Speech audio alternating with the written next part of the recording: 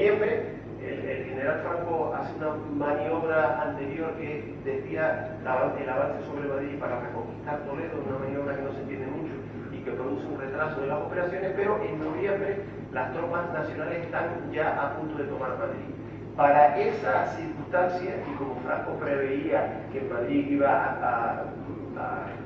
hacer prisionero gran cantidad de elementos contrarios al movimiento nacional, es decir, a todo el aparato directivo republicano y muchos miembros del movimiento obrero y sindical republicano, pues crean ya unos tribunales, unos consejos de guerra permanentes en vistas al mismo, y lo que hacen es institucionalizar aquellos consejos de guerra anteriores y los crea ya para todas las, a partir de ese momento se generaliza para todas, para las plazas ya que se van liberando en el futuro, y en ello Madrid, incluido sobre todo Madrid. Se crean ya con carácter permanente, no los va creando el gobernador militar de las operaciones en cada caso, se crean con carácter permanente, el fiscal es designado por la autoridad militar correspondiente, y se incluyen ya a miembros de la carrera judicial en los consejos de guerra permanente. Pero a diferencia de lo que ocurre en los tribunales populares, en que los jueces profesionales constituyen un tribunal de derecho, aquí el sistema que se utiliza en los consejos de guerra sumarísimos es incardinar a los jueces profesionales en un tribunal en un tribunal también en cierta medida compuesto por miembros legos y miembros profesionales, un jurado, pero con el sistema descaminado, es decir, se combinan jueces profesionales con jueces legos, pero todos opinan sobre cuestiones de hecho y de derecho. Como estos consejos de guerra están formados prácticamente en su totalidad por miembros militares, y aparte de eso por miembros de los cuerpos jurídicos del ejército, pues la mentalidad se aleja bastante de lo que es el ejercicio independiente de la jurisdicción, y se acerca más a lo que es la disciplina militar. Por tanto, estos consejos de guerra están compuestos mayoritariamente por un elemento lego en derecho o sometido a justicia militar, que obedece a las órdenes de los jefes militares a los que va unido el ejercicio de la jurisdicción militar de manera indeleble, y también en este caso, igual que los tribunales populares republicanos, por el sectarismo por el que se constituye el tribunal de hecho, aquí también el sectarismo, como les digo, son los protagonistas del conflicto,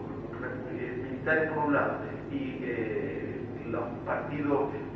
obreros y representantes sindicales del movimiento obrero, los que asumen los protagonistas esenciales de la guerra, los que asumen la administración de la justicia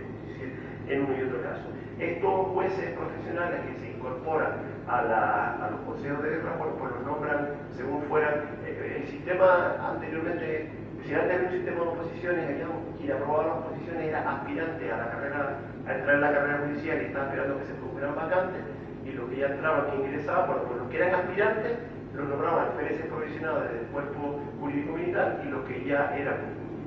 jueces de carrera pasaban a ser capitanes honorarios del cuerpo de justicia militar, e integraban los consejos de guerra permanentes. Como decimos, tanto los miembros profesionales, los jueces profesionales, como los legos en derecho opinan de todo, porque es un tribunal de escaminos en lo que todos opinan sobre cuestiones de hecho y de derecho, con lo cual el peso en las deliberaciones jurídicas la llevan siempre en su mayor parte lo asumen los militares, el militar directamente, sin que se le exija conocimiento jurídico específico. Después, para el sistema, había junto a esos tribunales permanentes se crea un órgano superior, porque como veremos ahora, las sentencias que dictan los consejos de guerra tienen que ser convalidadas por el auditor del ejército, pues se crea un alto tribunal de justicia militar que está compuesto por un presidente que es teniente general o general de división, dos generales del ejército de tierra, un general de la armada y un auditor de los cuerpos jurídicos del ejército y de la armada, con lo cual ven composición completamente militar, ejercicio de la jurisdicción completamente militar. La instrucción que se lleva o cómo se instruyen las causas en este tipo de procedimientos, pues prácticamente es inquisitiva y secreta. Igual que ocurre en el lado republicano, las personas que son sometidas a estos consejos de guerra están siempre en situación de privación de libertad. La fuerza actuante irregular o militar la lleva a la sede del tribunal, el tribunal militar, el instructor recibe a la persona del detenido que queda en prisión en ese momento, practica las diligencias esenciales, le recibe declaración en su caso sin abogado y dicta lo que se llama un autorresumen en el que recoge los hechos que se le imputan, la calificación jurídica y el resumen de las pruebas. Ese resumen, que se hace sin ningún tipo de intervención todavía de letrado, es el que va a servir de base a la sentencia que en su momento se dicte y de base a la acusación que realice en su momento el fiscal militar. Cuando se dicta ese autorresumen, es elevado a la autoridad militar y la autoridad militar es la que decide elevar a plenario y que se resuelva o que se señale momento para la celebración del juicio, y en ese momento se ponen las actuaciones a disposición del fiscal para que formule escrito de acusación, y es a partir de ese momento cuando el imputado puede designar abogado, que necesariamente es militar con la categoría de oficial, así que no lo puede, se le designa, y se le concede al abogado un plazo de 3 horas para que se estudie la causa, formule escrito de acusación, proponga nuevas pruebas en su caso y prepare la vista posterior para la celebración del juicio. Por tanto, plazo completamente insuficiente y que llevan, en este caso también, a que la situación de defensión del inculpado sea acuciante, por decirlo así. Se celebra la vista, se dicta sentencia que es inapelable y se ejecuta inmediatamente sin posibilidad de ejercicio alguno. Por tanto, también en este caso, bueno, con la única salvedad de que tiene que aprobarla la sentencia no vale por sí mismo, sino que tiene que ser aprobada por el auditor de guerra. Una vez que se aprueba, se ejecuta la sentencia sin mayor trámites. Crítica, pues lo mismo, el predominio del elemento combatiente, en este caso militar, tribunales que se guían por la obediencia jerárquica y no, que es totalmente incompatible con la independencia judicial, formados por militares con falta de preparación jurídica y, como decimos, que intervienen en los dos casos como opinando sobre cuestiones de hecho y de derecho. Valoración final. Por tanto, aunque veamos que por principio distinto nos encontramos que ocurre lo mismo en los dos bandos, es decir, desaparece la jurisdicción ordinaria, se nombran unos órganos especiales, inconstitucionales en ambos casos, bueno, en un lado a la Constitución del 31 y en otro porque la Constitución del 31 queda abolida inmediatamente. Son órganos excepcionales, constituidos por jueces legos en derecho, en su mayor parte, altamente influenciados política e ideológicamente, y que administran una justicia que difícilmente puede ser considerada como tal. Es decir, es difícil que tanto los tribunales populares de la zona republicana como los consejos de guerra sumarísimo se pueda entender que tienen facultad para juzgar a persona alguna. Es decir, la justicia que podía, si se podía llamar así, que impartía o que salía, impartían estos órganos, es manifiestamente irregular y lo que lleva es a un cúmulo sucesivo de injusticias e imposible reparación, porque en la mayoría de los casos la aplicación de la pena de muerte es abrumadora y de imposible o difícil reparación. Pero así todo, esta injusticia que se comete por esta justicia que podemos decir oficial, tanto el bando republicano como el bando nacional, es ampliamente superada por la justicia oficiosa, es decir, porque en uno y en otro bando existían partidos políticos, sindicatos, organismos paramilitares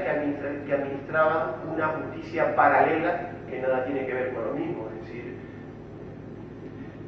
checas de tanto en un bando como en otro, en que hay los partidos, yo no quiero decir nombres, pero bueno, había anarquistas y comunistas en una zona, falangistas, incluso de la comunión tradicionalista también, es decir, carlistas, es decir, existe una administración oficiosa que produce una gran cantidad de muerte, condenas y de injusticias, condenas a muerte, llegan a un número de víctimas considerable que ni siquiera se rigen por esta justicia inicua e injusta, sino que ya esa prescinde de todo tipo de formalidades y allí el derecho a la vida no vale nada, mantiene en prisión el tiempo que se quiere, se ejecuta a quien se quiere sin dar cuenta a nadie de ninguna forma. Y aparte de esa justicia oficiosa que se imparte por grupos sindicales, incluso en los casos, bueno, la CNT era un sindicato, los anarquistas no tomaban partido. Aparte de eso existen venganzas privadas, es decir, no se tiene venganza privada que en los primeros, sobre todo en los primeros momentos de la guerra, supone que se acometa directamente y se elimine físicamente y de manera impune al enemigo, y que de una manera más sutil, una simple delación tanto a la justicia oficial como la oficiosa, delación de ser cuál es el mayor delito que se podía cometer, que es ser simpatizante o colaborar con la facción contraria, llevaba a crueles venganzas por motivos muchas veces ni siquiera políticos, sino personales. Y se da el curioso caso de que, por ejemplo, una persona que es sometida a un procedimiento regular por los órganos de la justicia oficial que hemos visto actualmente, son sometidos a consejo de guerra o a tribunal popular, son absueltos y después caen en las garras de estos sistemas ilegales de detención y son posteriormente los que, por ejemplo, ejecutan y pierden la vida, cuando con todas las dificultades que la justicia oficial llevaba fueron absueltos por estos órganos formalmente constituidos, pero de manera poco acorde con la administración de justicia, y posteriormente son eliminados físicamente. Bueno, pues como les he dicho, los funcionarios judiciales y fiscales, aunque ya están divididos, ya vimos anteriormente que eran de una extracción social y de una mentalidad conservadora, y esto produce que cuando la guerra tiene lugar, pues unos quedan en un lado, y además en agosto había unos de vacaciones, unos quedan en zona republicana, otros quedan en zona nacional. Sin duda, por la mentalidad que hemos visto que tienen, pues los que resultan beneficiados, los que no suelen tener problemas, son aquellos que quedan en zona nacional, y los que quedan en zona republicana son los que posteriormente suelen tener problemas. Aquí en Canarias no ocurrió nada, es decir, no hubo ningún problema ni con el presidente de la audiencia ni con los jueces de instrucción que estaban en Canarias, que cayeron todos en zona nacional, y no ocurrió nada. Saben ustedes que aquí murió un presidente de audiencia porque lo asesinaron en el año 35, en el año anterior a la guerra civil, y porque antes los presidentes de la audiencia tenían como función gubernativa sustituir al gobernador civil, y por lo visto, por motivos políticos, se declararon en la plaza de San Francisco, pero no tiene nada que ver con el movimiento de 1936, sino que es anterior. Pues a todos aquellos funcionarios, a pesar de su mentalidad, que quedan en zona republicana, a medida que se inicia la guerra y va avanzando y los nacionales van avanzando, los republicanos nunca avanzaron, sino siempre retrocedieron, pues para el gobierno, es decir,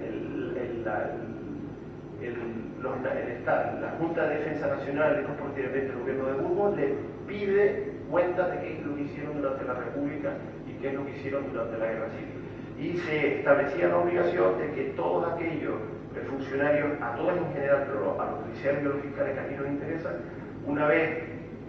son liberadas las plazas en las que prestan servicio, tienen que presentar una declaración jurada en la que digan pues cuándo prestaron, si prestaron afección al movimiento nacional, en qué fecha, en qué forma, si aceptaron cargos del gobierno republicano, cuándo, cómo, si fue de manera voluntaria, si fue de manera, si fueron coaccionados, si pertenecieron a partidos políticos, sindicatos, incluso si pertenecían o han pertenecido a la masonería. Con esas declaraciones juradas se iniciaba un procedimiento de depuración que primero es espontáneo, pero en el año 39, 2 meses antes de acabar la guerra, se dictan 2 leyes importantísimas. El día 9 de febrero